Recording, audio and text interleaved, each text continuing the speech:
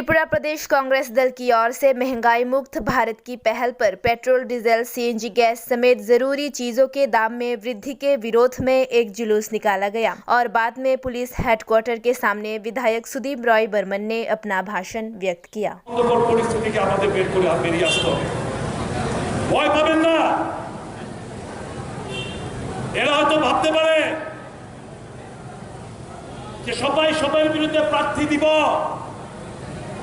আমাদের জয় সুনিশ্চিত। আমি দায়িত্ব নিয়ে বলতে পারি, যদি রাজনীতির একটু বুঝি, আগে বিজেপি একটা সিট আগে জিতে দেখা, খাতাটা খুলে দেখা আগে এই রাজ্যের মধ্যে তার আগামী নির্বাচন ওয়াশআউট হবে। এই ওয়াশআউটের ভয়েই তো আজকে গুন্ডা পাল্লা পুলিশের নিষ্ক্রিয় করে এই গুন্ডা পাল্লা নিয়ে দিচ্ছে। গণতন্ত্রের উপর যারা বিশ্বাস, মানুষের উপর যারা বিশ্বাস হয়েছে তাদের বিরুদ্ধে কংগ্রেস দল একমাত্র এই চরম বিশৃঙ্খল অবস্থা থেকে দেশবাসীকে মুক্তি দিতে পারে, রাজ্যবাসীকে মুক্তি দিতে পারে।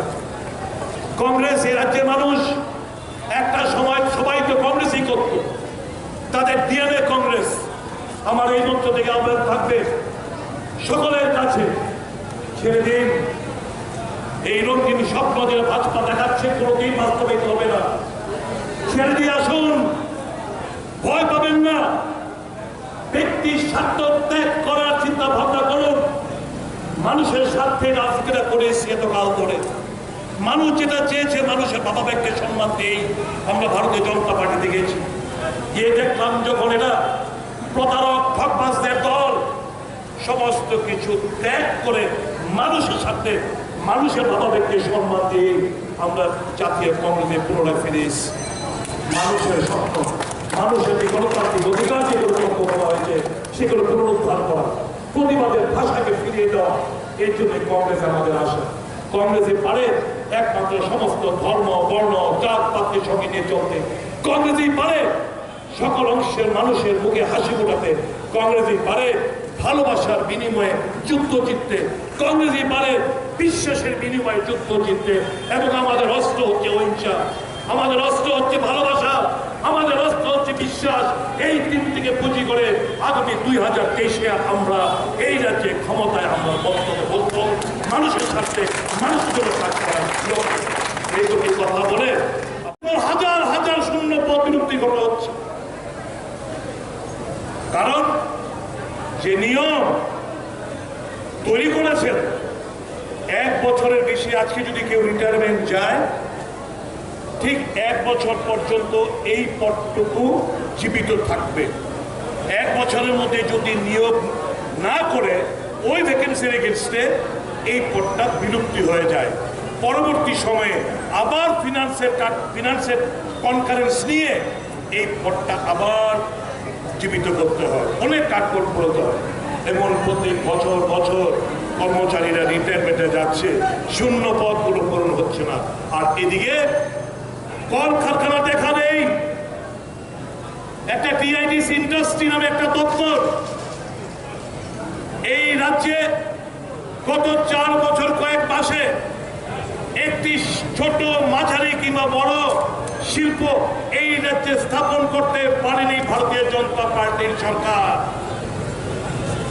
শুধু কি বড় বড় কথা বলে বেড়াচ্ছে।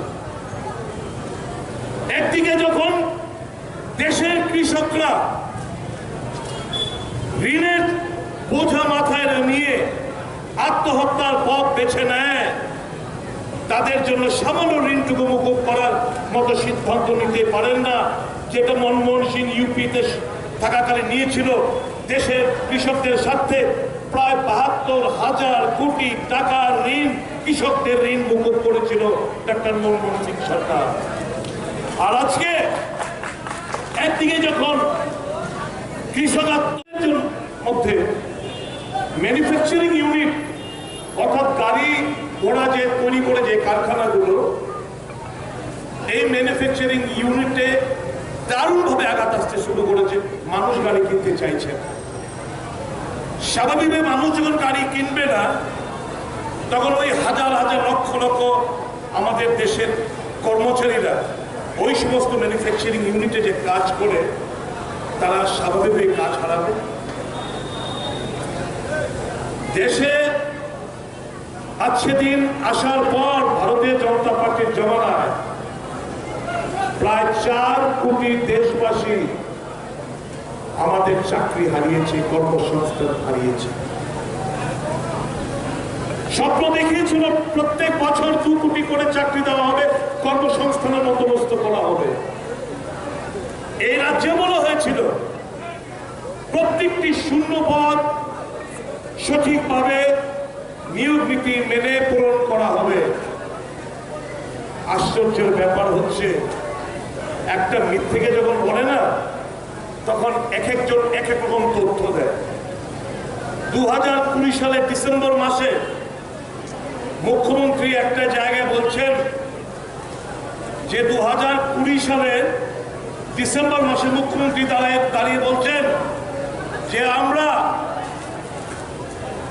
এখন পর্যন্ত ডিসেম্বর মাসের 4 তারিখ